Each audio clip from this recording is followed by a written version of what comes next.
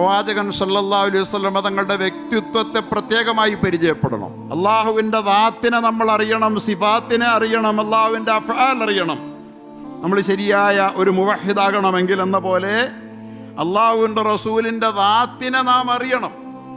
അള്ളാഹുവിൻ്റെ റസൂൽ എന്തായിരുന്നു, ആരായിരുന്നു, എങ്ങനെയായിരുന്നു അള്ളാഹുവിൻ്റെ റസൂലിൻ്റെ ഉയരം, എന്തായിരുന്നു അള്ളാഹുവിൻ്റെ റസൂലിൻ്റെ വർത്തമാനത്തിൻ്റെ ശൈലി, എന്തായിരുന്നു അള്ളാഹുവിൻ്റെ റസൂലിൻ്റെ പുഞ്ചിരിയുടെ രീതി, എന്തായിരുന്നു അള്ളാഹുവിൻ്റെ റസൂലിൻ്റെ ചിരിയുടെ പൊതു സ്വഭാവം, ചിരിക്കുമ്പോൾ അള്ളാഹുവിൻ്റെ റസൂലിൻ്റെ പല്ലുകൾ എത്ര കണ്ട് വെളിപ്പെടുമായിരുന്നു, എത്ര കണ്ട് വെളിപ്പെടുകയില്ലായിരുന്നു, അള്ളാഹുവിൻ്റെ റസൂലിൻ്റെ നടത്തത്തിൻ്റെ രീതി എന്തായിരുന്നു.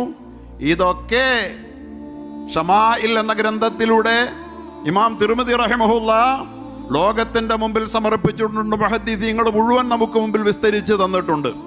അതുകൊണ്ട് തന്നെ